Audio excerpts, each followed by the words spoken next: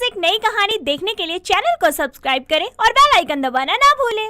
रिंकू को राखी सावंत के प्रति इतनी दीवानगी थी, उसे राखी सावंत का दूसरा रूप ही कहा जाता था। लेकिन क्या किया जा सकता है। रिंकू की सास अपनी बहू के मंजूली का रूप से इतना डरती थी कि वो रिंकू के खिलाफ एक आवाज तक नहीं उठा पाती थी। तो क्या अंत में कोकिला अपनी बहू को बदल पाती है या नहीं, जानेंगे आज की इस कहानी में। रिंकू राखी सावंत के बेबाक अंदाज की फैन थी। अब ऐसे में रिंकू की बेबाकी का अंदाज भी राखी सावंत से मेल खाता था। एक रोज रिंकू मार्केट जाती है और पान की दुकान पर जाकर पान वाले से कहती है, पान वाले भैया एक पान बना दो। अरे आपको खाना है या घर ले जाना है? तेरे को क्या लगता है, औरत तो पान नहीं खा सकती। अब तू रिंकू को चैलेंज करेगा? अरे मैडम जी, नहीं नहीं, मैं आपको पहचान नहीं पाया। आप तो हमारे शहर की शान है, शान। चल अभी काम पर ध्यान दे। औरत देखी नहीं कि कोई बहाने का मौका नहीं छोड़ते। रिंकू को कोई भी कुछ भी बोलकर चला जाए या उसे औरत कहे, ये उसे बर्दाश्त नहीं था। तभी रिंकू मार्केट से लौट रही होती है और एक लड़का जो कि बाइक से जा रहा होता है वो रिंकू से कहता है, आंटी वो आपकी साड़ी का पल्लू।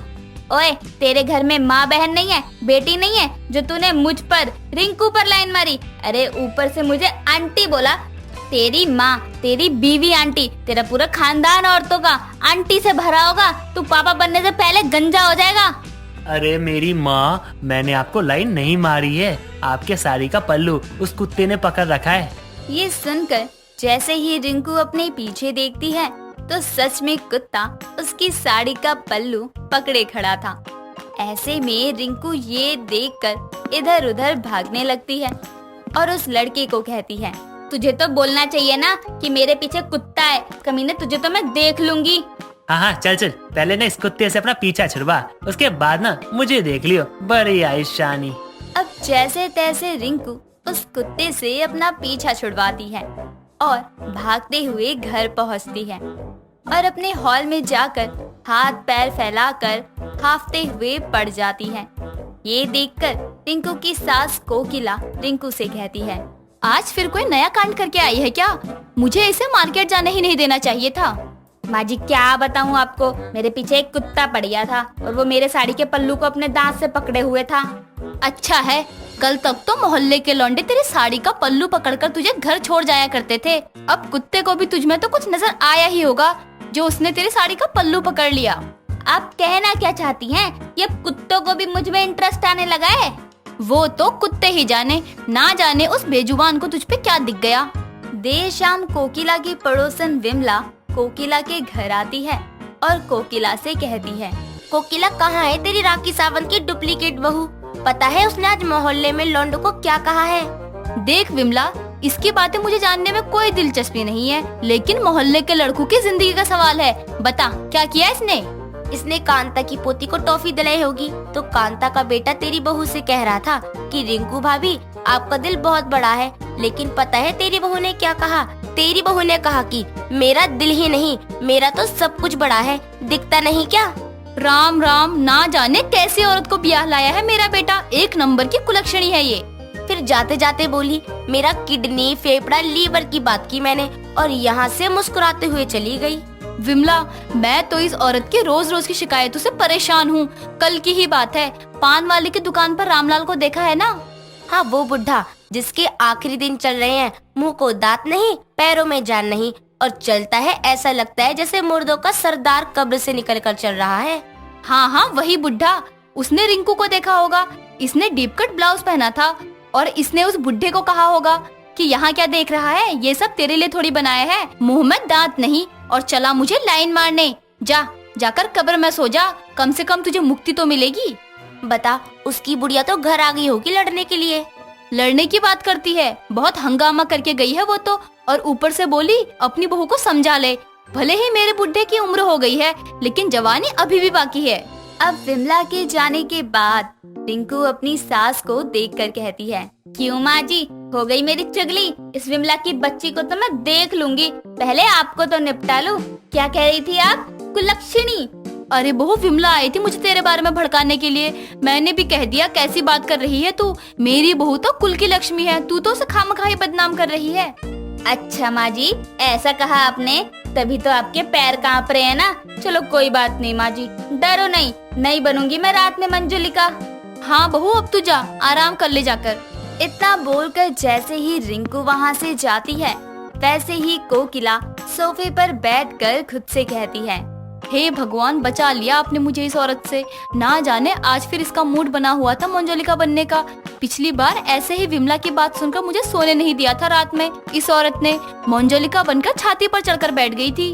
अब अगली सुबह जैसे ही दूध वाला आता है, वैसे ही रिंकू दूध लेने के लिए जाती है और दूध वाले से कहती है, आज मुझे 1 लीटर ही दूध चाहिए। अरे क्यों मैडम, आज माँ जी नहीं है घर पर? माँ जी भी है और तेरे भाई साहब भी, लेकिन भाई साहब को जरूरत नहीं पड़ती अब, समझ गया ना? तो निकल यहाँ से। ये बातें बैठी हुई कोकिला सुन रही थी और दूध वाले के जाने के बाद वो अपनी बहू से कहती है, इतना ही क्यों बताया तूने दूध वाले को? और भी बता देती, तेरी पहली सुहागरात, बच्चों की प्लानिंग कैसे करेगी? ये भी बताना था क्या माँ जी? अच्छा कल बता दूंगी। सही कहती है विमला, मेरी बहू राखी सावंती है, सारी हरकतें मैच करती है तुम दोनों की। कुछ देर बाद कोकिला अपनी बहू को ढूंढ रही होती है, लेकिन कोकिला को क्या पता कि रिंकू तो छत पर विमला के बेटे से नैन मटक्का कर रही है। तभी कोकिला छत पर जाती है और वो देखती है कि रिंकू विमला के बेटे रोहित से कह रही होती है, और चिकने, लगता है आज विमला आंटी घर पर नहीं है। नहीं है ना रिंकू भाभी, लेकिन मुझे लगता है भाई साहब घर पर नहीं है, तभी तो आपने हम जैसे पर नजर मारी। भाई साहब के होने ना होने से क्या फर्क पड़ता है, उनमें तो रोमांस का आर भी नहीं है। अच्छा भाभी, तभी तो आज आप छत पर कबूतरों को दाना डाल रही हो। लेकिन कोई कबूतर फंसता ही तो नहीं है। तभी कोकिला ये सब सुनकर अपनी बहू रिंकू से कहती है, बहू, कबूतरों को दाना डाल लिया हो तो अपनी सास की भी सुन ले। माँ जी, आप कब आई? मैंने तो आपको देखा ही नहीं।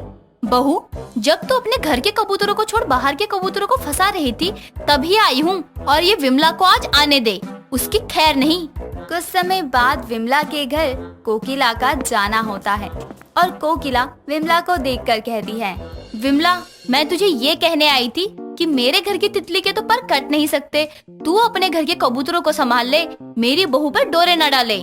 अच्छा तभी तो कहूँ, आज नवाबजादे को छत की सफाई का ध्यान कैसे आया? मैं जा रही थी तो मुझसे बोला, लाओ ना मैं साफ कर दूं, और मुझे क्या पता था वहाँ तो कुछ और ही चल रहा था। इतना बोलकर विमला अपने बेटे रोहित को झाड़ू से मारने लगती है और मारते हुए कहती है, जो 20 साल में खुद का कच्छा नहीं धो पाया, वो आज छत की सफाई कर रहा था, वो भी उस रिंकू के चक्कर में जिस पर मोहल्ले के हर छिछोरे का दिल आया हुआ है।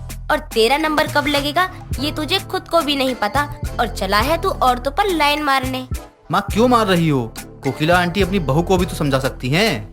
मैं तो मोहल्ले के लड़कों की जिंदगी बचा रही हूँ, बाकी तुम्हारी मर्जी। तुम रिंकू के लिए जान दे दो या नस काट लो, वो किसी की नहीं है, खुद की भी नहीं है वो। तो ये थी कोकिला की राखी सावंत की दीवानी बहू, जो राखी सावंत से भी 10 कदम आगे थी।